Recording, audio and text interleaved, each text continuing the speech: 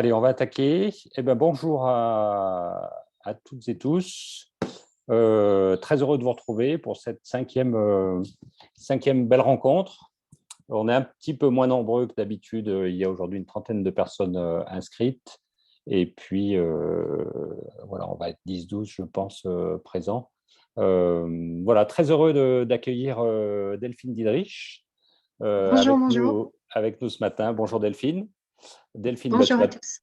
tu vas te présenter. Juste un petit mot d'explication. On s'est rencontrés avec Delphine en 2016, je pense, au moment où vous cherchiez, Delphine, des idées de sculpture interactive et vous étiez venu voir une installation qu'on avait faite dans les Hautes-Alpes, dans le Dévoluy, avec des sculptures sonores en bois de Wilmenter. Et puis, c'est là qu'on avait découvert qu'on avait des sujets en commun autour des enfants et des expériences sensorielles. Et puis, j'étais monté voir Utopia 2 ans après de visu. Voilà, et ça nous semblait vraiment intéressant de vous avoir parce que Delphine va vous l'expliquer. D'une part, il y a une histoire qui est vraiment pas banale sur ce site-là. Et je pense que ça pourrait être ce qui s'est passé à Oufalise et ce qui se passe à Oufalise aujourd'hui avec Utopia est une piste vraiment d'avenir pour beaucoup de sites et entre autres alors c'est qu'un exemple parmi d'autres, mais entre autres de sites de mémoire qui ne savent pas que faire des enfants. Je m'explique, il y a plein de sites de mémoire où on a j'en parlais il y a quelques années à Rocamadour, où les scénographies continuent de faire peur aux enfants et on ne sait pas comment traiter la question de la violence et de la guerre. Et à Oufalise, justement, on a un lieu qui ne parle pas de cette histoire, mais qui est né dans une histoire difficile et qui a basculé dans l'avenir. Et nous, c'est vraiment une expérience qui est un signe d'avenir. C'est-à-dire que le positionnement, c'est ça, on part d'une histoire et on en fait quelque chose d'extrêmement positif et qui n'est pas évidemment un lieu de mémoire. Pour le coup, c'est tout autre chose qui travaille pour aider les enfants à grandir. Voilà, Delphine, je ne cause pas plus parce qu'on n'a pas beaucoup de temps. Je vous passe la parole. Et puis voilà, sinon, sur le petit principe, vous connaissez, gardez bien les micros fermés. Et comme on n'est pas très nombreux ce matin, n'hésitez pas à intervenir au micro et arrêter Delphine pour lui poser des questions. On est comme à la maison. C'est ce que je dis à chaque fois. Voilà, Delphine, à vous la Merci, parole. merci beaucoup.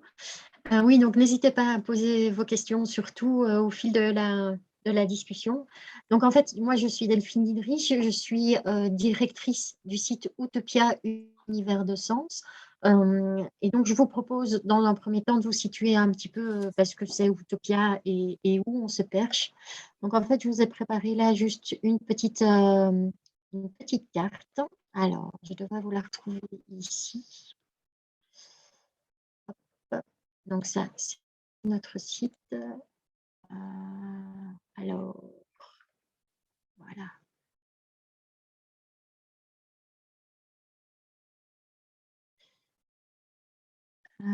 Voilà. Est-ce que vous la voyez comme ça? Donc, en fait, Oufalise, je vous ai mis une carte linguistique. Donc, on est vraiment situé dans la partie francophone, donc puisqu'en Belgique, la Belgique est coupée en deux avec au nord les néerlandophones. C'est important pour la structure de notre site, puisque tout notre produit sera bilingue, toujours français et néerlandais. Et donc, nous, on se situe entre Liège, qui est ici et qui est la plus grosse agglomération, et Bastogne, qui est ici. On se situe plus vers Bastogne, on est à 17 km de Bastogne, donc on est à peu près à cette hauteur-là, à la hauteur de Marchand-Famenne, mais plus à l'est. Ce qui est important de comprendre, c'est qu'on est complètement décentré de toutes les grosses agglomérations qui sont vraiment au centre du pays, comme Bruxelles. De Liège, on est environ à 80 km, Charleroi, Namur. Donc nous, on est vraiment décentré complètement à l'est. On est situé à Oufalise, très exactement, qui est un petit village, donc de quelques milliers d'habitants. Ça a vraiment du sens dans la façon dont il faut gérer ce lieu-là, parce que on ne se déplace pas à Oufalise comme on va à Bruxelles ou à Liège. Donc, il n'y a pas de gare, il y a un bus ou l'autre qui passe quelques fois par jour, mais ça s'arrête là. Donc, ça veut dire que les groupes, que les familles viennent à Oufalise parce qu'elles décident de venir à Oufalise. Il y a pas beaucoup de monde qui arrive à Oufalise par hasard. Donc, on est vraiment un petit endroit. Alors, au niveau de Utopia même, voilà à quoi ça ressemble le domaine de Utopia. Donc, on a une grande plaine de jeux à l'extérieur. Donc, vous voyez, on est au bord de la rivière, donc là, elle est lourde, avec une structure ici qui passe au-delà de la rivière et donc qui est un produit phare de Utopia. Et on a un bâtiment ici qu'on ne voit pas très bien, mais je vous montrerai d'autres choses après. Il n'y a pas un bâtiment énorme, on a un espace permanent de 650 mètres carrés avec une zone d'accueil qui fait 200 mètres carrés et une zone temporaire aussi d'environ 200 mètres carrés. On a également une salle de cinéma de 160 places qui fait partie de nos bâtiments. Donc, on n'est pas une grosse structure, on est plutôt modeste et on arrive à 35 000 visiteurs par an. Donc, comme ça vous permet de situer un peu la grosseur de Utopia. Et comme Bruno le disait très bien, il semble important de vous expliquer d'où vient Utopia et ce qu'on y fait. Donc, Utopia, à la base, c'est une idée du bourgmestre de Oufalise de l'époque. Donc, l'idée, elle est née tout début des années 90, donc on va dire 90 en France. Et un autre panneau, pendant que je vous parle comme ça vous permettra. Celui-là. Voilà, c'est pas grave, je vous le mettrai en copie après. Donc, c'est la base, on a ouvert en 1996, donc 1996. Et c'est sur base de cette idée du bourgmestre de Oufalise qui s'est ancrée dans l'histoire même de Oufalise. Donc, Oufalise, c'est tout près de Bastogne. Bastogne, hyper connue pour la bataille des Ardennes. Donc, Oufalise a été complètement décimée durant l'hiver 44-45, où il ne restait plus rien de Oufalise. Donc, on avait juste l'église qui est restée plus ou moins intacte. Sinon, Oufalise a été complètement rasée. Il n'y avait plus un bâtiment debout. Et le bourgmestre d'Oufalise a vraiment voulu s'ancrer dans cette histoire-là parce qu'il y a eu 200 enfants qui sont morts dans les tanneries de Oufalise. Donc, c'était des caves voûtées dans lesquelles les enfants se sont réfugiés pendant les bombardements de l'hiver. Et voilà, des centaines d'enfants sont morts dans ces tanneries-là. Donc, c'est sur cette base-là que le bourgmestre Oufalise de l'époque a voulu faire un lieu qui ne soit pas tourné vers un tourisme de mémoire sur le principe que Bastogne, à 17 km, était tourné vers ce tourisme-là. Et il y a un magnifique musée à Bastogne. Vous parliez, Bruno, de comment on traite toute cette question du tourisme de mémoire, mais Bastogne, je pense, est arrivé vraiment à quelque chose de chouette. Si ça vous intéresse, voilà, n'hésitez pas à aller voir de ce côté-là. Et le bourgmestre s'est dit, mais moi, je ne veux pas me tourner vers le passé, mais plutôt me tourner vers l'avenir et créer un lieu qui permette, qui œuvre à l'idée un peu utopique que plus jamais on ne vivra ça, que les enfants d'aujourd'hui sont les adultes de demain et qu'on veut leur donner des clés pour que jamais on en arrive à des horreurs telles que Oufalise les a vécues pendant cet hiver 44-45. Et donc, dès le départ, il y avait cette volonté de transmettre un message, cette volonté éducative, cette volonté de pédagogique. Donc, ça, c'est vraiment ce qui fait l'âme d'Utopia, le corps d'Utopia. Et à la base, Utopia, c'est quoi? C'est un spectacle multimédia. Alors, multimédia, attention, c'était en 96, donc on est plus du tout là-dedans. Mais à ce moment-là, c'était vraiment une prouesse. C'était un spectacle sur 5 écrans géants qui n'étaient pas des écrans séparés, avec des personnages qui passaient sur cet arc de cercle. Et c'était vraiment un document de 25 minutes qui a été construit pour Utopia, dans lequel apparaît Peter Ustinov notamment. Donc voilà, avec vraiment, c'était un document de renom. Donc c'était un documentaire avec une trame, une trame scénographique. Des clowns présentaient la charte des droits de l'enfant, parce que c'était ça à la base. Utopia, c'est un site de sensibilisation aux droits de l'enfant à travers ce document-là qui dure 25 minutes. Et puis très très vite, on s'est rendu compte, enfin les concepteurs se sont rendus compte qu'ils n'allaient pas faire venir des gens à Oufalise, parce qu'il faut bien se souvenir de où est Oufalise, pour venir voir un spectacle aussi bien conçu soit-il de 25 minutes. Et donc, il a été décidé de mettre sur pied, d'agrandir le bâtiment, donc très très vite dans la conception, et de mettre sur pied des modules éducatifs. Donc, en voilà un. Donc, ça, là, c'est une photo qui date de plus de 15 ans, où on a un module sur la migration des cigognes, par exemple. Parce qu'on parlait là du droit à l'environnement et du devoir attenant, comment protéger l'environnement. Là, c'est Oscar, donc c'était un géant dans la bouche duquel on rentrait. Et là, on sensibilisait les enfants à leur santé, au système digestif, donc toujours avec cette idée d'une mission éducative.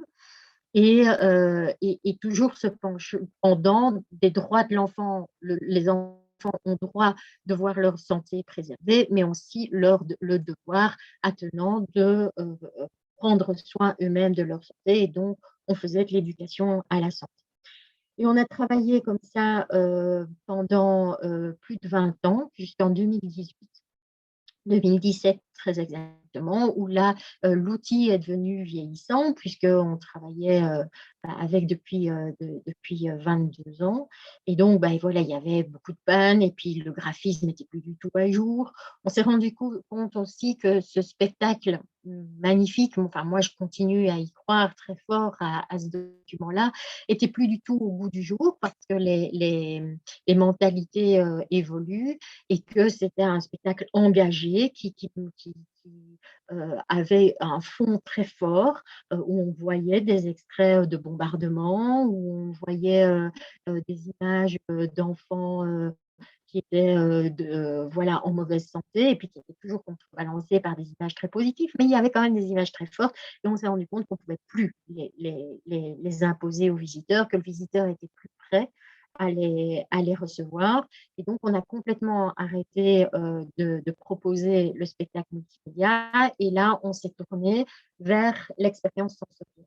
Et donc, à partir de ce moment-là, on a mis en place un tout nouvel endroit. Je vais vous retrouver ici. Voilà, l'espace sensoriel. Donc, dans cet espace à l'intérieur qui était composé de différents modules hétéroclites, on a complètement vidé Utopia de sa substance. On a gardé les 4 murs et on a mis en place un espace sensoriel. Donc, c'est-à-dire un espace qui est composé d'expériences sur les 5 sens. Donc, on a environ 80 expériences, stations d'expérience, des manipulations différentes. Et cet espace-là, il est permanent. Donc, on peut faire évoluer la fresque ici, rétroéclairée. Là, on en a 3, on peut les faire tourner. Mais c'est à peu près la seule chose qu'on peut faire évoluer dans cet espace-là.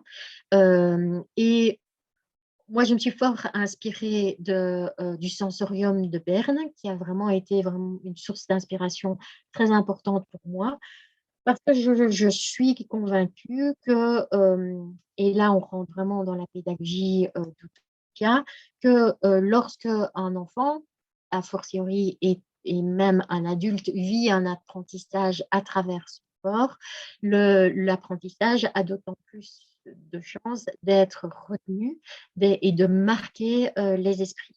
Et que la voie sensorielle, l'expérience sensorielle est un moyen pour atteindre cette même fin qui a été développée par José Ludienne en 96, qui était l'épanouissement de l'enfant, qui était de rendre les enfants des citoyens responsables, critiques, et qui se posent des questions.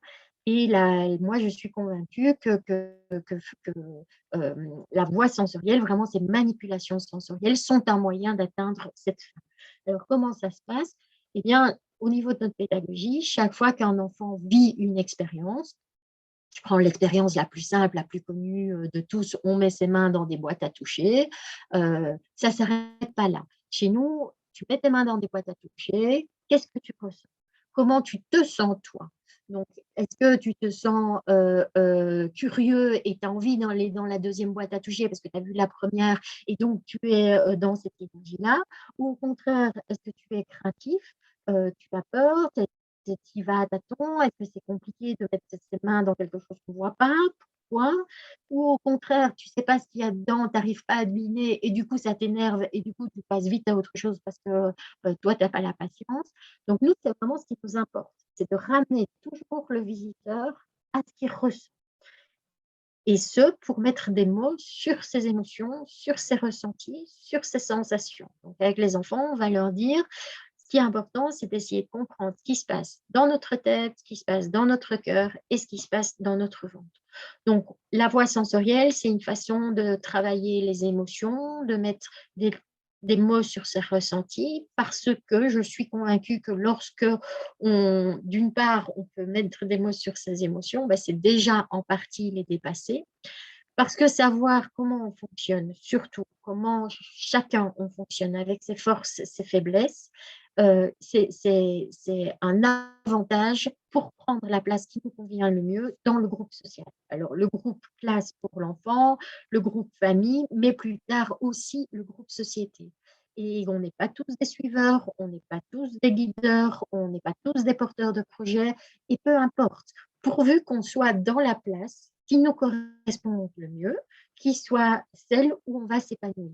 Et donc, finalement, notre objectif, il est exactement le même que lorsque José Ludienne a développé la première version d'Utopia, où on donnait des clés aux enfants pour bien grandir, pour s'épanouir dans un environnement où leur santé, leur environnement justement et leur sécurité étaient respectées. C'est exactement la même chose. C'est vraiment cette idée de rendre l'enfant un citoyen responsable. Et dans cette idée-là, notre démarche pédagogique, elle s'inscrit vraiment dans une démarche d'éducation citoyenne. Et du coup, Aussi Delphine, oui, oui, je t'interromps, j'ai déjà une question. oui, Du coup, tu nous as montré le plan avec les 80 oui, expériences. oui. Comment ça se passe en termes de fonctionnement quand on a des classes ou quand on a des classes ou des groupes d'enfants? Ou quand j'étais passé, moi, j'avais vu que ton équipe d'animatrices avec leur tablier vert était très présente auprès des groupes. Mais comment Tout ça se à fait. passe pour les individuels? Une famille qui Alors, vient, comment tu oui, prenais l'exemple de l'enfant qui met la main dans la boîte à toucher. oui. Quel est l'outil qui lui permet de s'interroger pour dire, tiens, qu'est-ce que je ressens? Comment ça se passe pour les individuels? Parce que vous Oui. n'êtes pas sur le dos de tout le monde, là. On n'est pas sur le dos de tout le monde et ce qui est très important, et là j'en arrive à un autre point qui me semble vraiment important que vous ayez en tête, c'est que là je suis en train de vraiment approfondir toute l'âme d'Utopia et tout le projet d'Utopia, mais Utopia, vous l'avez vu, c'est aussi une grande plaine de jeux extérieure avec un grand toboggan et avec des touristes. Donc, en fait, nous, la seule reconnaissance qu'on a, à notre grand regret, c'est l'appellation attraction touristique. Parce que Oufalise est un lieu touristique et que c'est l'appellation la plus facile à avoir en Belgique et que ça nous permet de décrocher des subsides qui sont absolument nécessaires à notre fonctionnement. Donc, en fait, on est vraiment entre ces deux publics-là. Je en reparlerai tout à l'heure, mais pour répondre très, très clairement à votre question, Bruno, il faut savoir qu'en visite libre, les familles qui viennent chez nous, certaines n'ont aucune idée de cet espace-là. Ce qu'elles ont vu quand elles sont arrivées à Utopia ou quand elles ont programmé leur visite. Je reprends, si on veut, voilà. Ce qu'elles ont vu, c'est ceci, en fait. C'est la grande plaine de jeux avec des châteaux gonflables en été, avec un toboggan. Et quand elles arrivent dans cet espace sensoriel, c'est un peu l'étonnement. Et c'est là que nous, on a tout notre rôle à jouer. Et c'est là qu'on va mettre vraiment l'importance sur le rôle humain. C'est que cet espace-là n'est jamais ouvert sans avoir, comme vous le disiez, des animateurs qui vont essayer de transmettre cette atmosphère-là aux visiteurs à travers notamment les outils qu'on utilise, c'est des petites plaques qu'il y a à côté de chaque expérience, avec le petit mode d'emploi de l'expérience et toujours une question, ça se finit toujours par une question qui ramène le visiteur à ses ressentis. Donc, qu'est-ce que tu as ressenti? À quoi ça te fait penser? À quelle émotion tu ressens, etc. Ça veut dire Maintenant, qu'il y a, il y a- clairement, il y a l'équipe qui est dans le site, là, dans la salle, oui, elle est présente pour naviguer d'un groupe à l'autre, de famille, d'une famille à tout l'autre, à d'un fait, enfant à l'autre. tout à fait. Et la consigne, c'est quoi, du coup, par rapport à ça? C'est d'aller vers les familles. Je parle vraiment des individuels. Oui, D'aller vers oui. eux, d'aller vers les enfants ou d'attendre qu'il y ait un retour, une question. C'est Oui. quoi la consigne que vous donnez à Alors, l'équipe? la vraie consigne, c'est de les accueillir ici au pied des escaliers. Ce qu'il faut savoir d'un point de vue purement pratique, c'est que cet espace-là, il est accessible en chaussettes. Donc, les familles enlèvent leurs chaussures ici et elles vont leur donner les différentes consignes. C'est-à-dire qu'il n'y a pas de sens de visite, par exemple. On peut aller où on veut et aller commencer par ce point-là ou ce point-là, peu importe. Parce que si on ne donne pas cette info-là, spontanément, tous les visiteurs se retrouvent ici agglutinés au départ. Donc, ça n'a pas beaucoup de sens. Donc, ça, c'est une première consigne. C'est montrer qu'elles sont là et qu'elles sont à disposition et de bien lire les petites plaques. Et puis après, ça va être ressenti. Vous avez des familles qui ne veulent pas être embêtées, qui viennent avec leurs enfants, qui veulent découvrir avec leurs enfants, qui vont faire chaque expérience et qui vont stimuler les enfants dans chaque apprentissage et qui vont faire les expériences jusqu'au bout. Et là, c'est génial. Pour nous, c'est le public rêvé et qui vont interpeller l'animatrice pour une chose ou l'autre si quelque chose n'est pas clair. Mais là, c'est vraiment génial. Il faut savoir qu'en réalité, on a aussi beaucoup de familles qui considèrent ce lieu-là comme une plaine de jeu. Puisqu'on a Mhm. la plaine de jeu à l'extérieur, alors pourquoi ce ne serait pas une plaine de jeu à l'intérieur?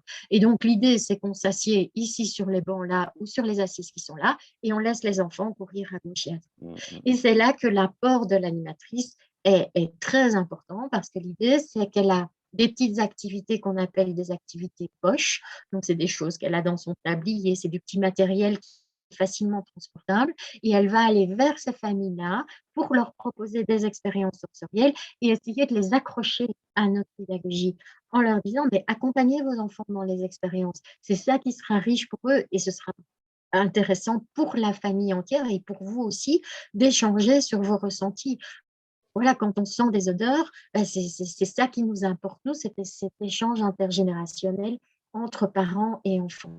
Mais Elles clairement, vont jusqu'à, je vous interromps, pardon, elles vont jusqu'à dire aux parents de trouver le moyen de dire ce serait intéressant que vous soyez avec les enfants parce que vous regardez, vous les poussez à ouais, aller jusque-là. alors Ouais. c'est que ça, c'est vraiment le discours du début. Donc, les adultes, les familles sont accueillies Ouais. ici au-dessus dans la zone d'accueil. Et c'est vraiment le discours de l'accueil, c'est de dire bienvenue à Utopia, voilà comment ça va se passer en pratique, voilà les petites plaques mauves. L'idée d'Utopia, c'est de revenir à ses ressentis. Plus vous allez accompagner les enfants dans leur visite, plus ce sera riche. On promet l'échange générationnel.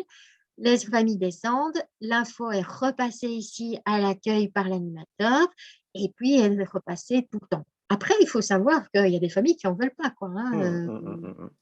voilà, et ça fait partie de notre public et on doit l'accepter aussi. Mais c'est intéressant parce que souvent, dans les sites qui mettent en place des scénographies avec des outils interactifs, sensoriels, euh, il y a souvent la remarque, moi c'est souvent quelque chose qu'on m'objecte en disant, oui, mais les enfants, ils picorent, ils vont vite, et puis voilà. Et Tout à fait, ce qui est pas faux d'ailleurs, hein, tout à fait. parce que effectivement, j'ai mis la main dans la boîte, hop, puis je repars. Et du coup, c'est intéressant d'avoir pu trouver euh, une alerte, une méthode pour permettre justement aux enfants peut-être de les accrocher, ceux qui ont envie. Puis quand voilà, les parents sont assis à côté, ils interagissent avec l'animatrice, mais aussi de pouvoir inciter la famille à à aller vivre une expérience ensemble. Tout à fait. Après, c'est notre défi au quotidien, c'est notre plus grand défi. Et on met plein de choses en place pour ça. Les chaussettes, c'est déjà ça. Parce Mm. que se déchausser, c'est se mettre dans une position de vulnérabilité. On ne sait pas trop ce qui va arriver. Et du coup, on est un petit peu attentif. Vous avez Ici, d'ailleurs c'est les plus vraiment… belles chaussettes en vente à l'accueil que j'ai Oui, jamais hein. vues, hein. Des chaussettes Alors, à rayures qui sont en vente à l'accueil, c'est-à-dire que vous arrivez, vous avez soit des chaussettes percées, je sais pas quels sont les cas, hein, mais j'ai imaginé ça, ou quelqu'un qui veut pas être pieds nus et il peut acheter des magnifiques chaussettes. Tout à fait. Alors même qu'on les donne, les chaussettes, Ah, vous les vous qu'elles sont gratuites. Mm, Ouais. mm, mm. Et donc, un des moyens qu'on a, c'est vraiment ce sas. Donc, cette armoire-ci à chaussures, elle crée un sas. Et ce sas, il est vraiment très important. Les jours de forte affluence, on le ferme même par un petit mobilier qui est amovible pour vraiment que le visiteur qui vienne de la plaine du jeu, qui est ici, se rende compte qu'il y a un changement d'atmosphère. Donc ça, c'est un élément qu'on a. On est en train, alors ça va être mis en place, mais on est en train de le mettre en place, de mettre ici des panneaux acoustiques au plafond pour vraiment avoir une gestion optimale du son, pour vraiment se dire ici, on n'a pas cette excitation qui monte, des enfants qui crient, qui courent, etc. Et de vraiment gérer l'atmosphère pour vraiment créer un climat le plus intimiste possible pour aller vers cette démarche-là. Mais clairement, avec les familles, c'est un défi. Alors, merci Delphine. Il y a une première question de Pauline qui dit, du coup, y a-t-il une billetterie différenciée intérieur-extérieur? Et Non, si oui, quel est le pourcentage de personnes qui vont à l'intérieur, à l'extérieur et aux deux? non, on se bat clairement pour qu'il n'y ait pas cette différence-là. Ça, c'est vraiment, moi, ça fait 14 ans que je gère Utopia et ça fait 14 ans que je réponds non et non à cette question. Mhm. Parce que on ne veut pas déforcer l'espace sensoriel. On veut vraiment que chacun puisse visiter cet espace-là et que si on ne fait une entrée que sur la plaine du jeu, alors déjà, en termes de structure du bâtiment, c'est infaisable. Et d'autre part, les visiteurs familles ne vont effectivement aller que sur la plaine de jeu à l'extérieur. Mhm. Et on veut pouvoir promouvoir cet espace-là parce que c'est cet espace-là qui donne du sens à notre travail. Nous, on ne veut pas être une plaine de jeu avec un grand toboggan et des structures gonflables. On est obligé de l'avoir pour attirer, pour répondre à une demande, mais ça n'est jamais qu'un moyen pour les attirer dans cet espace-là. Une idée des tarifs, Delphine? Oui, on est à 11 € par personne de plus de 3 ans, même prix pour les adultes et les enfants. Et puis après, on a plein de promotions, familles nombreuses, groupes, etc. Mais le prix classique de parents, deux enfants, on est à 44 €. Oui, donc ça Et veut dire du qu'on coup, est sur un vrai prix. Oui, Oui, Delphine. Oui, Pauline. bonjour. bien sûr. Du coup, en fait, je posais cette question aussi parce que dans la présentation que vous faites sur le comportement des visiteurs, on a l'impression qu'il y a une espèce de schizophrénie et que ce n'est pas le même public pour l'extérieur et l'intérieur. Et du coup, je voulais savoir si quel était le taux de rentrée, en fait, enfin, le taux de transformation d'un visiteur extérieur en un visiteur aussi de l'intérieur, on va dire. Oh, il est de 100%. J'ai pas de Entre visiteurs. tous? Ok, Oui, parce que j'ai pas de visiteurs qui vont payer 11 € uniquement pour l'extérieur. d'accord, ok. Donc, Et nécessairement, ils viendront à l'intérieur. ok. Ok, donc ça reste quand même le même visiteur pour les deux, mais qui ne va pas forcément avoir le même temps de Voilà, passage sur le site. Ok, ok, tout à merci. fait. Oui, ce qui fait que ça fait à la sortie un beau score, les 35 000 visiteurs.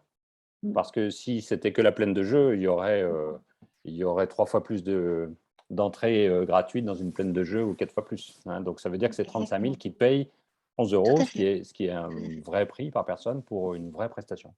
OK. Après, je pense aussi qu'il y a des gens qui vont payer pour rester dans l'extérieur, mais pas rentrer. Et je voulais savoir s'ils finissaient tous par rentrer ou ils restaient sur l'extérieur en se disant, bah, de toute façon, c'est pas grave, on n'a Alors, pas le temps. alors, voilà, je ne peux pas dire qu'on n'en a pas du tout, mais sur une journée de très forte affluence en plein été où on est à 600 visiteurs, peut-être qu'il y en aura 20 qui ne seront pas venus à l'intérieur.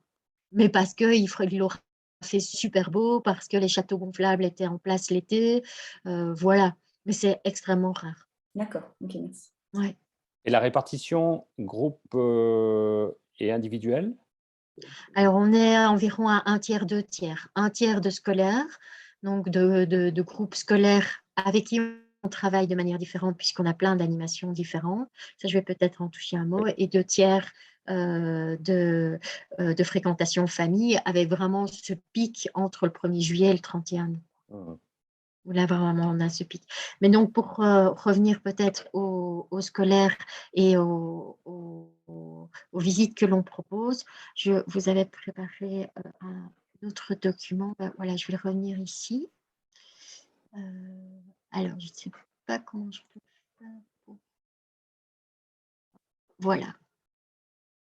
Alors ça, c'est vraiment notre document pour une visite scolaire, où là, on peut vraiment mener notre action. Donc, on a ici notre proposition, notre produit.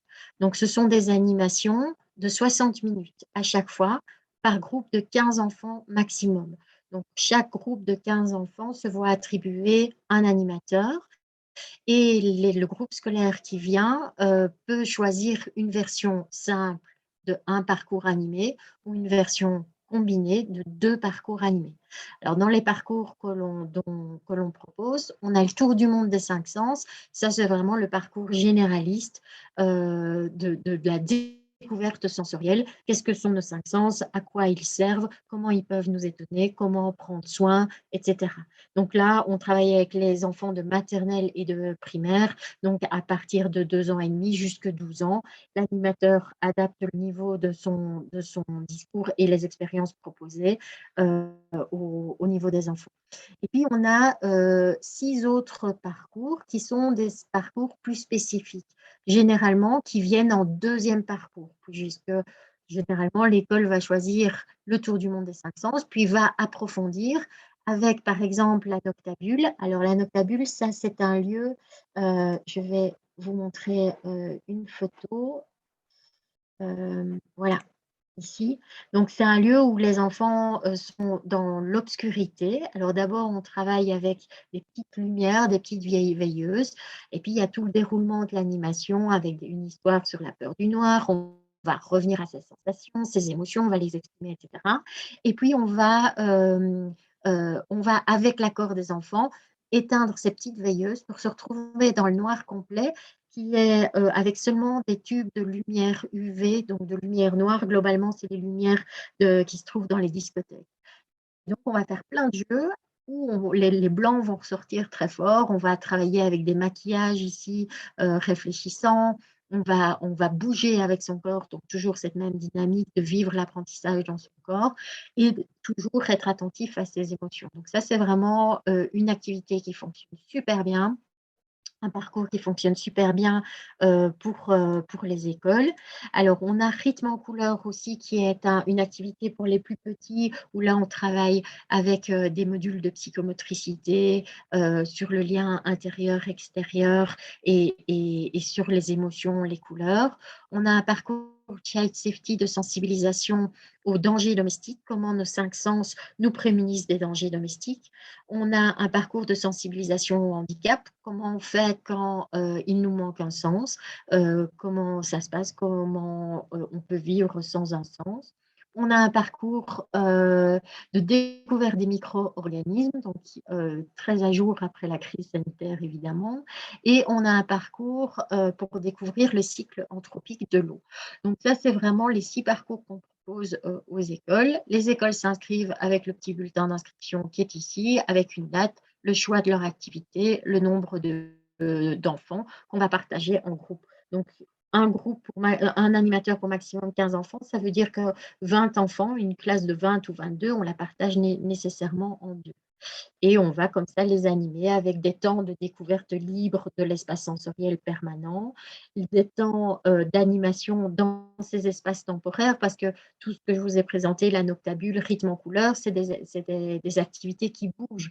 Donc, elles sont là depuis 2 ou 3 ans, et puis dans 2 ans, elles seront certainement plus là et remplacées par d'autres espaces d'animation avec d'autres objectifs. Donc, toujours pour créer cette gestion dynamique et quelque chose de nouveau pour les écoles.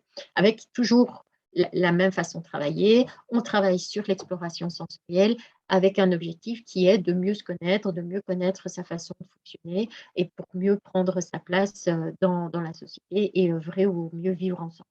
C'est vraiment toujours la même chose. Tac. Oui, voilà Bruno. Patricia, est-ce que tu veux poser ta question ou je la pose? Je ne sais pas si tu peux mettre ton micro. Patricia nous posait la question. Oui, vas-y, Patricia. C'est juste pour développer cette idée des 5 sens. Attends, je vais mettre ma caméra aussi. Par exemple, si le goût, je me posais cette question-là, est-ce que vous leur faites goûter concrètement quelque chose? Oui. Et dans ce cas-là, comment ça se passe? Tout à fait. Alors là, deux possibilités. Je vais reprendre ce document-là qui va me permettre, pardon, voilà, de le retrouver ici. Donc, en fait, on a ici ce qu'on appelle le laboratoire culinaire. Donc, ça, c'est un lieu avec une cuisine équipée, une table centrale, un four, un point d'eau, etc.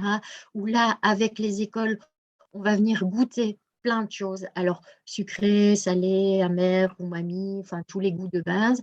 Mais on va être aussi dans la découverte gustative. On va goûter des insectes, on va goûter des algues, on va, voilà, éveiller le goût dans cet espace-là. Donc, ça, c'est vraiment un lieu qui est accessible uniquement avec un animateur et uniquement en groupe et en famille. Le visiteur lambda qui vient sans avoir programmé sa visite et qui débarque dans l'espace. Ici, vous avez des distributeurs de goût, donc à travers, qui sont posés, enfin, attachés à travers les madriers qu'on voit ici. Et donc, tout ce point-là, on a de tête 15 distributeurs de goût différents. Et en fait, là, on travaille avec un épaississant donc, qui est utilisé pour les personnes âgées qui ont du mal à déglutir. Et donc, c'est quelque chose qui est complètement insipide, il n'y a aucun goût. On mélange avec de l'eau et on a une sorte de gelée comme ça qu'on aromatise avec des arômes naturels. Donc avec des épices, on a la cannelle, on a un jeu avec de la grenadine et un distributeur dans lequel on met de la grenadine, du colorant rouge et l'autre de la grenadine bio qui ne colore pas du tout. Et on essaye de montrer aux visiteurs lequel a le plus de goût. Ils vont nous dire le rouge a beaucoup plus de goût, mais en fait, ils ont les deux le même goût, etc. Et donc, on travaille avec des distributeurs de savon, en fait. Vous savez, ces distributeurs de savon qu'on tire comme ça. Et la consigne, c'est de mettre son doigt dessous, de tirer, et on a une goutte de ce gélifiant qui se pose sur le doigt, et puis on met le doigt en bouche. Donc, ça permet de gérer toutes les problématiques sanitaires, etc. Et de pouvoir travailler avec tous les goûts. Voilà. Et maintenant, avec tous les arômes naturels qui existent, on peut vraiment avoir une palette très, très large. Merci. Et du coup, juridiquement parlant, les individuels, ils prennent ou ils prennent pas. Oui, Et pour les classes, du coup, pour les écoles, ça veut dire pareil. questionnaire fourni par les instituts avec Alors les non, autorisations ou... là on pose vraiment chaque fois la question, est-ce qu'il y a des allergies, est-ce qu'il y a ce genre de choses. Généralement, bon, on n'a aucun fruit à coque, on n'a pas de lactose, donc déjà ça permet d'éviter toute une série de choses. Mais effectivement, on ne se protège pas avec un document que le visiteur aurait signé avant. L'animateur qui est au centre de l'espace, elle est là aussi pour répondre aux questions. Et de toute façon, la grande pédagogie que il y a, c'est de dire qu'on n'est jamais obligé de rien faire. Oui. Donc, l'idée, c'est de donner envie d'eux, mais même dans un groupe, on fait goûter du sucre. L'enfant qui n'a pas envie de goûter le sucre, il ne goûte pas. Voilà. Après, c'est à l'animateur à tout faire pour lui donner envie, mais s'il en reste là, il n'y a aucun problème et il ne sera pas du tout stigmatisé, il n'y a aucun souci, il n'a pas envie, on comprend tout à fait. Voilà. On est vraiment dans cette démarche. D'accord. Est-ce que tu avais d'autres choses que tu voulais nous montrer ou on continue sur des questions? Non, je voulais peut-être juste vous indiquer, enfin, juste pour que ce soit très clair, mais je pense que vous l'avez perçu, qu'on a vraiment ces deux atmosphères à Autopia, l'atmosphère touristique avec la plaine du jeu comme produit d'appel, et puis l'atmosphère scolaire avec vraiment cette pédagogie qui est vraiment le fer de lance. Et donc, c'est toute la spécificité d'Utopia, c'est qu'on est dans aucune case et on est partout en même temps. On est centre pédagogique, mais on est aussi attraction touristique, ce qui nous pose aussi de gros problèmes en termes de financement. En Belgique, c'est vraiment compliqué les reconnaissances et donc c'est vraiment un projet qui maintenant est ouvert depuis 1996, mais à chaque année, on se demande si on va pouvoir encore continuer une année plus parce que les recettes de billetterie et de vente interne rassemblent environ 65% de nos recettes et 35% viennent de subsides, alors un petit peu d'aide à l'emploi, un petit peu de subsides publics, mais très très peu. Mais par contre, on est aussi aidé par des entreprises privées. Vous l'avez vu, chaque parcours est subventionné par une entreprise d'assurance, par un Yakult, par la Loterie nationale qui nous aide également. Voilà, juste pour que vous compreniez bien nos réalités de terrain. On fait 35 000 visiteurs par an où on prend un gros tiers enfin, dans le cadre d'animation par 15 enfants. Donc, ça nous fait, je ne sais pas exactement combien de milliers d'heures d'animation. Et on fait tout ça avec 5,5 équivalents temps plein. Ça comprend aussi le nettoyage, ça comprend la gestion comptable, la gestion des ressources humaines, la création de nouveaux outils, la billetterie, enfin tout ça rentre dans ces 5,5 équivalents temps. Tout ça pour Et dire qu'on est un peu dans la bricole aussi, quoi. j'ai mis quelques images à tourner. Oui, Tu me parlais tout à l'heure en préambule avant qu'on démarre de la philosophie de, j'ai plus le terme, de la philosophie de l'enfant. de Mathieu Lippmann. Ouais, Mathieu ouais, Lippmann. ouais. Est-ce que tu peux nous en dire, parce que c'est un truc que tu portes en toi fortement en fait. Oui. Alors, tout ce qui est pratique philosophique avec les enfants est vraiment au cœur de notre pédagogie, au cœur de notre travail.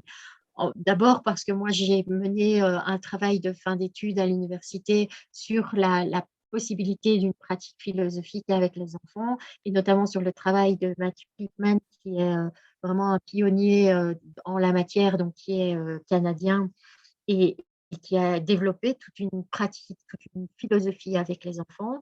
Moi, je m'y suis beaucoup intéressée et je suis ressortie de ce travail en étant convaincue que quelque chose était vraiment possible à faire avec les enfants en termes d'éveil de l'esprit critique, de la manière de se poser des questions, de la sensibilisation à la tolérance aussi. Notamment par la voix sensorielle, eh bien, il y a des odeurs que vous aimez, il y a des odeurs que je n'aime pas, et une attitude n'est pas meilleure que l'autre, mais restons ouverts voilà, à chacun. Ça, c'est vraiment au cœur de Utopia. Et donc, on est cette démarche-là de communauté de recherche, parce que c'est de ça qu'il s'agit. Donc, c'est vraiment de créer que le groupe d'enfants devienne cette communauté où chacun va se poser des questions avec un bâton de parole, etc., pour finalement élaborer un raisonnement sur une question philosophique. Alors, en Belgique, cette pratique-là n'est pas encore, elle est assez balbutiement. Enfin, j'ai l'impression qu'elle est assez balbutiement depuis 20 ans, donc ça a vraiment du mal à émerger, mais on essaye de le faire. Et donc, on ne se présente pas comme tel, mais de la façon dont on travaille, c'est vraiment cette idée-là. Et donc, on a notamment une collaboration avec l'ULG, donc qui est l'université de Liège, qui est la grosse agglomération, pas si loin que ça, d'Utopia, où on a des doctorants qui réfléchissent notamment à notre façon de travailler sur des tables de Shiny. J'aurais dû vous montrer une photo, j'aurais dû vous préparer une photo de ça. Donc, les tables de Shiny, je ne sais pas si vous les connaissez, mais de toute façon, si vous tapez ça sur Internet, ça devrait arriver facilement.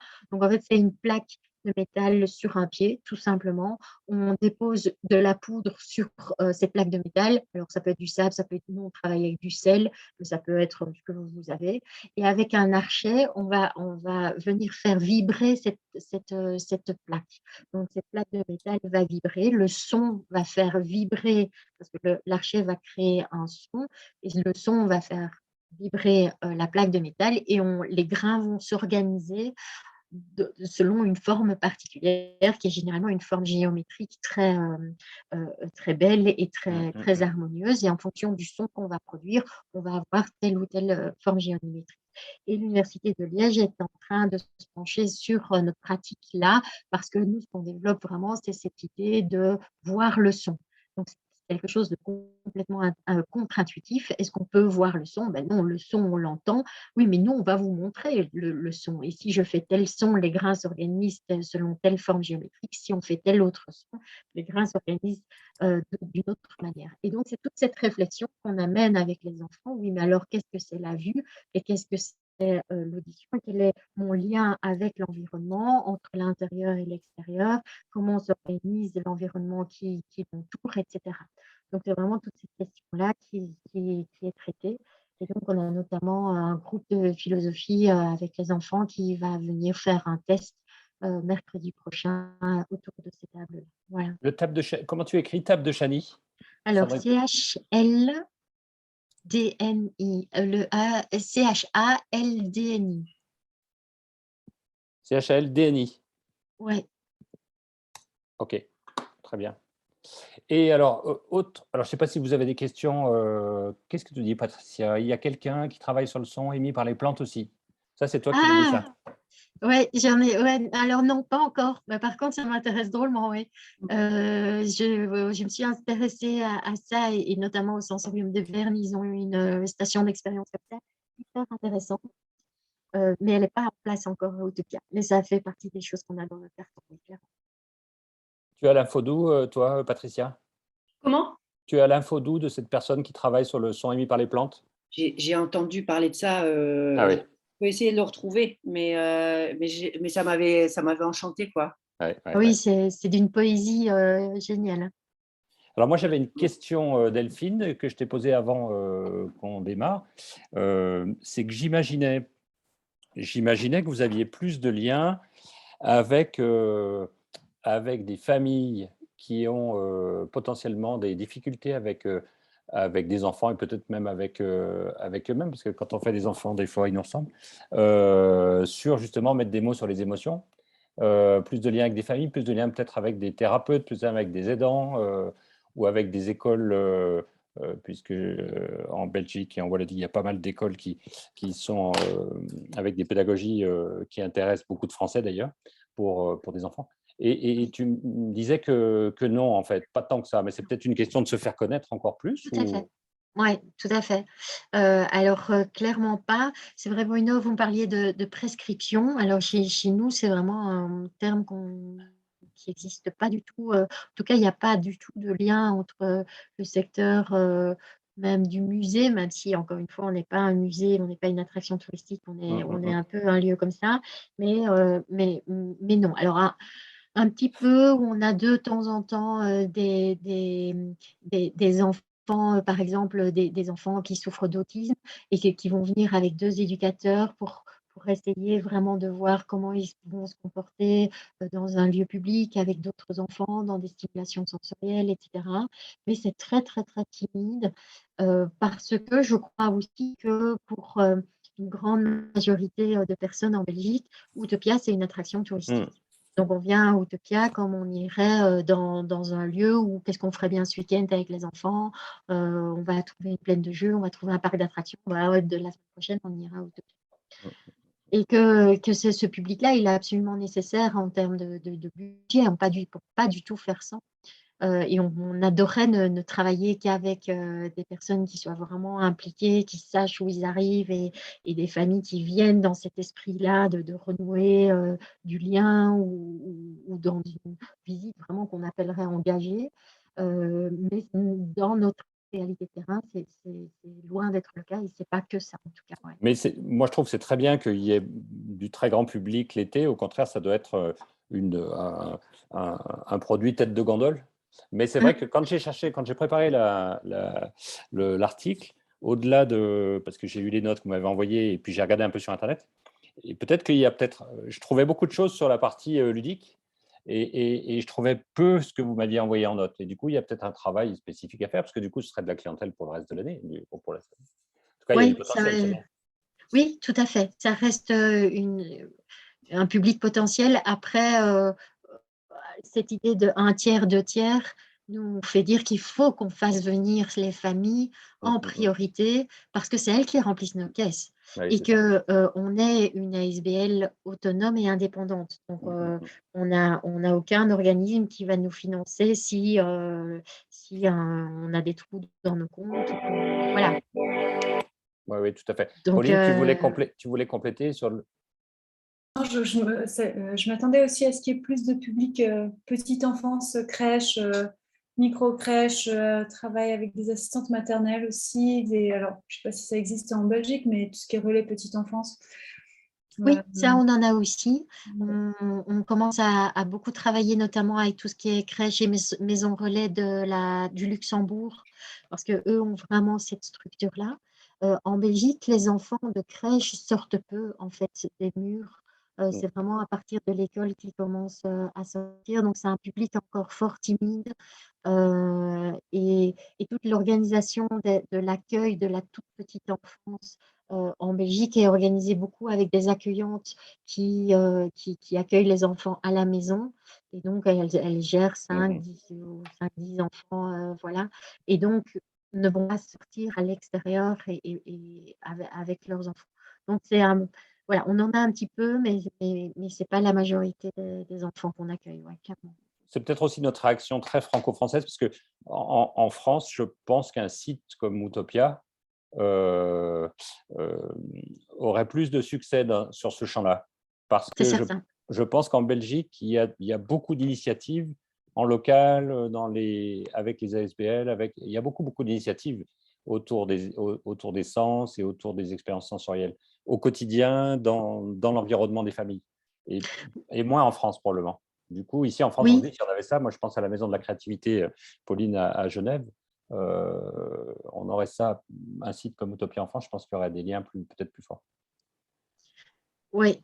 Ce que je vous expliquais, Bruno, tout à l'heure, c'est que on ne nous met dans aucune case, en fait. Et c'est ça notre gros problème, en fait, à Utopia, c'est qu'on n'est pas reconnu comme organisme de formation, comme organisme pédagogique, comme organisme d'accompagnement des familles.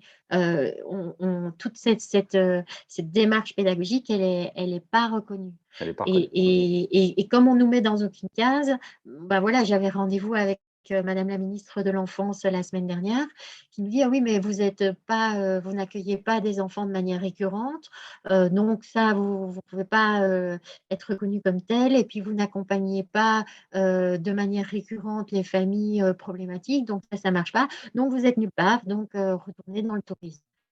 Et donc, c'est ça notre problématique. Alors, Gaël vous demande, est-ce que vous vous déplacez pour le coup, vous, à l'extérieur du site ou dans les crèches ou ailleurs? Non. Non, à 5,5 équivalents temps plein, ça, on ne peut pas faire. D'accord. Et notre matériel, alors celui de l'espace sensoriel n'est clairement pas exportable.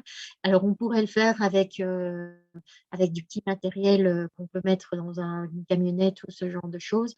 Mais moi, je suis toujours partie du principe que si on peut s'exporter dans les écoles peuvent mettre en place ces ateliers-là aussi facilement. Et donc, ce ne serait pas rentable pour nous je pense qu'on n'aurait pas intérêt à aller dans cette voie-là d'un point de vue de rentabilité. Alors, c'est 12h24. Est-ce que vous avez des questions, les uns ou les autres, suite à ces 3 petits quarts d'heure là, super intéressants, Delphine? Est-ce que quelqu'un veut compléter, prendre la parole? Allez-y, vous branchez le micro. Je vois que Catherine de la Réunion est là. Bonjour Catherine. Émilie, si vous parlez, il faut mettre le micro. Non, pas Émilie, c'est Catherine. Ah oui, Catherine, pardon. Ah, tu as 2 cases, Catherine. C'est pour ça que je ne te voyais pas. Il y a une case vide, oui, une j'ai case... pas tout compris. Bon. Bonjour tout le monde.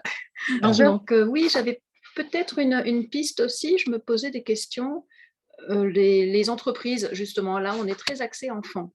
Vous avez votre public enfant et en termes de cohésion de groupe, ça m'a fait dire que si on mettait des collègues dans votre espace intérieur, même extérieur d'ailleurs, ça créerait peut-être quelque chose, le fait de revenir et de se remettre aux sensations et de se réécouter. Et ça m'a fait penser à ça quand vous disiez de tolérer, voilà, la tolérance, l'ouverture à la tolérance. Et voilà, je réfléchissais à ça, mais ce n'est pas une question, c'est une piste. Tout à fait. Elle est très intéressante. Je pense que notre espace est quand même orienté enfant, que ce soit ne fût-ce qu'avec la scénographie, les couleurs, etc. Et notre personnel, nos animateurs sont vraiment formés enfants. Donc, si on voulait développer tout ça, il faudrait faire des changements de fond et que voilà, notre personnel puisse s'adapter vraiment à un groupe d'adultes. Alors, on fait, par exemple, on a reçu là, la semaine dernière un colloque des alors des directeurs généraux des communes de Wallonie. Je ne sais pas comment vous appelez ça chez vous, enfin la mairie, donc c'est pas les maires, mais c'est cette personne Et DGS aussi. Ouais. voilà, et donc ils se rassemblaient tous à Oufalise parce qu'il y avait un grand colloque, et donc on a réussi à les amener à Utopia pendant 40 minutes, et on leur a fait une visite de Utopia, qui était plus une visite de présentation, aller porter dans vos communes respectives que vous avez vu un chouette lieu, et transmettez cette information-là dans vos communes. Et donc on fait ce genre de choses. Maintenant, s'inscrire vraiment dans de l'événementiel, de team building et ce genre de choses, je crois qu'on n'a pas tout à fait les compétences, en tout cas en interne, pour être attractif sur ce terrain-là. Moi, personnellement, pour avoir visité le site et la qualité de ce que vous faites, vous avez tout à fait les compétences. Après, d'autant que quand on lit dans tout ce qui se passe dans l'univers de l'entreprise et tous les coachs qui sont dans les entreprises pour parler des émotions et de la météo matinale à 9h, à 10h, à midi, vous êtes des experts par rapport à ce sujet-là. Vraiment, j'en suis vraiment des experts. Après, la question, effectivement, c'est peut-être plus d'une part de voir si ça rentre dans les créneaux, mais ça peut être une source de revenus, et puis aussi de bouche-oreille très puissant. Non, alors en termes de compétences, là, il y a vraiment zéro inquiétude. D'accord. Bien, super. Merci Catherine pour ta question. Il fait beau à La Réunion? Oui, toujours. Pas de cyclone en vue? Pas de cyclone, mais là, c'est l'hiver. Hein. J'ai un pull, moi, maintenant. J'habite Ouais, dans les Hauts. Hein. On connaît l'hiver à La Réunion. Et oui, tout va bien. Est-ce que, allez, 28, une petite dernière question pour Delphine, ou on se quitte comme ça? Non, rien d'autre? Bon, ben, on va se quitter comme ça. Delphine, merci beaucoup. Rien de Merci plus à à vous. ajouter. Merci à vous tous. C'était une belle expérience, une belle rencontre. Oui, merci. C'était vraiment une belle rencontre. Moi, je vous invite vraiment à aller, vous l'avez peut-être fait pendant la discussion, à aller sur le site et aller voir. Il y a de très belles images. Et puis, à rester en lien avec les outils d'Utopia et de Delphine. Et puis, on va essayer de rester dans la communauté de réflexion dont vous parliez, Delphine, pour s'enrichir, parce que c'est toujours bon de s'enrichir de ces belles choses autour de l'être humain. Merci beaucoup, Delphine. Merci beaucoup. Et puis, à bientôt à tous et à toutes. Bon courage, bon appétit. Au revoir.